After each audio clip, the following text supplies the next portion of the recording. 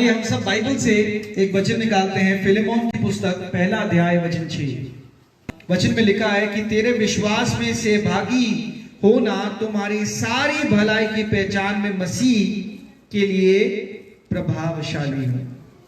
कि जब हम अपने विश्वास में सहभागी का मतलब होता है किसी के साथ बांटना। जब हम अपने विश्वास को किसी के साथ बांटते हैं तो हमारे लिए सब चीजें और प्रभावशाली हो जाते हैं।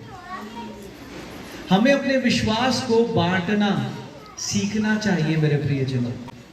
कितने प्रियजनों ने वो दृष्टांत सुना है जहां 3 खेती में काम करने वालों की बात चर्चा की गई है। मत्ती 25वां अध्याय वचन 14 से 30। मैं इस कलाम को, इस दृष्टांत को आपके साथ साझा करूंगा मेरे प्रियजनों। मत्ती 25वां अध्याय वचन 14 से 30। क्योंकि यह उस मनुष्य की सी दशा है जिसने परदेश को जाते समय अपने दासों को बुलाकर अपनी संपत्ति उनको सौंपी। उसने एक को 5 तोड़े, दूसरे को 2 और तीसरे को 1, अर्थात हर एक को उसकी सामर्थ्य के अनुसार दिया, और तब परदेश चला गया। तब जिसको 5 तोड़े मिले थे उसने तुरंत जाकर उनसे लेन देन किया और 5 तोड़े और कमाए। इसी रीति से जिसको 2 मिले थे उसने भी 2 और कमाए। परंतु जिसको 1 मिला था उसने जाकर मिट्टी खोदी और अपने स्वामी के रुपए छिपा दिए। बहुत दिनों के बाद उन दासों का स्वामी आकर उनसे लेखा लेने लगा। जिसको 5 तोड़े मिले थे उसने 5 तोड़े और लाकर कहा, हे स्वामी, तूने मुझे 5 तोड़े सौंपे थे, देख मैंने 5 तोड़े और कमाए। हालेलुया। उसके स्वामी ने उससे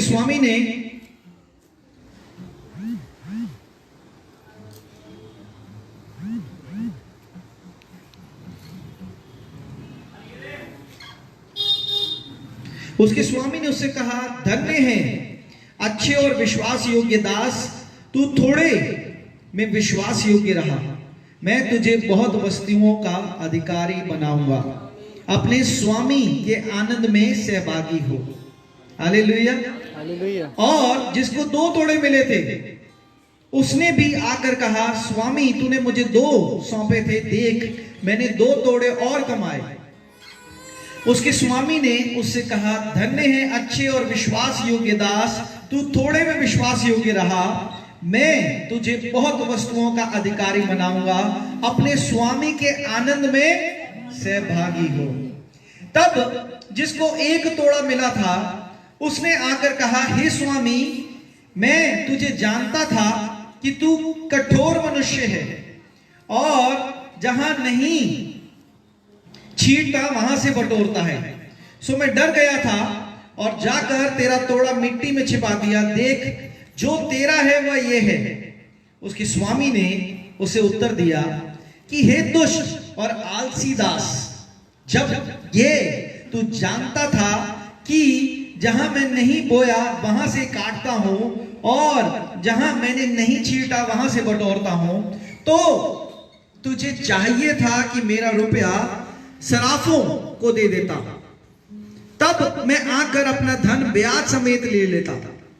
इसीलिए वह तोड़ा उससे ले लो और जिसके पास 10 तोड़े हैं उसे को दे दो, क्योंकि जिसके पास है उसे और दिया जाएगा और उसके पास बहुत हो जाएगा, परंतु जिसके पास नहीं है उससे वह भी जो उसके पास है ले लिया जाएगा।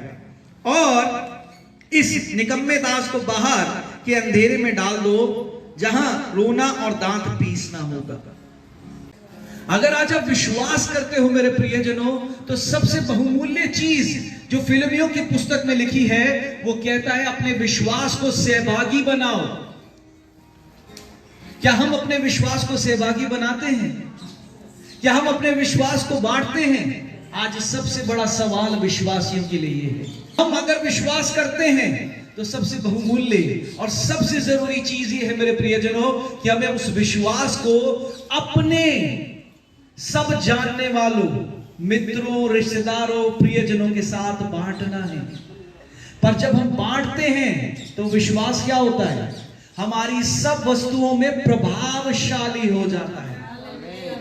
आपने अभी एक दृष्टांत सुना जहां 3 मुलाजिमों, सेवकों की बात करी गई, जहां एक के पास 5 दमड़ी थी, दूसरे के पास 2 दमड़ी थी, एक के पास 1 दमड़ी थी।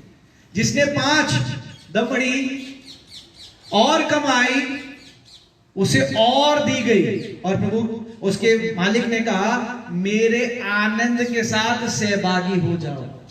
आज विश्वासी हैं तो सही मेरे प्रियजनों, पर हम अपने विश्वास को बांटते नहीं। हमें अपने विश्वास को बांटना चाहिए, तब हमारा विश्वास और बढ़ता है।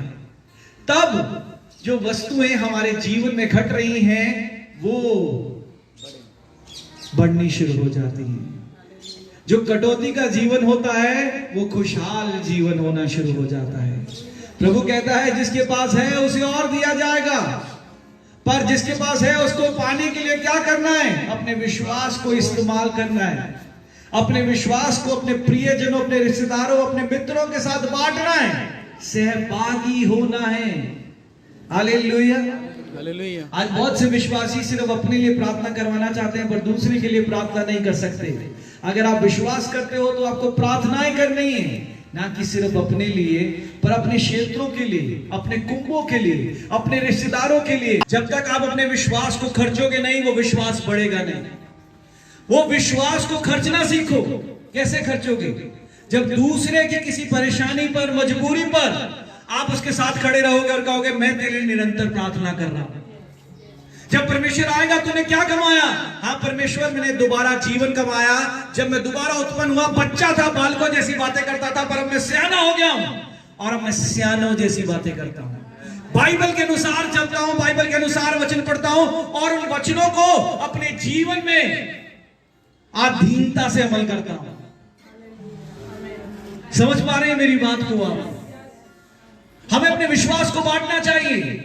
अगर आप विश्वास को बढ़ता हुआ देखना चाहते हैं, अगर आप चाहते हैं कि परमेश्वर जब आए तो आप उस सेवक के समान होने पाए कि परमेश्वर तूने मुझे 5 दमड़ी दी थी, देख मैंने इन सालों में 10 कर दी, तो परमेश्वर कहेगा वाह अच्छा है ये दास, मेरे आनंद के साथ सहभागी हो जाओ। पर जो दास, जो सेवक उन दमड़ियों को खर्चेंगे नहीं, उन विश्वास को खर्चेंगे नहीं, प्रभु कहेगा इनके पास जो कुछ है वो भी ले लो। ये बाइबल बता रही है, मैं नहीं कह रहा।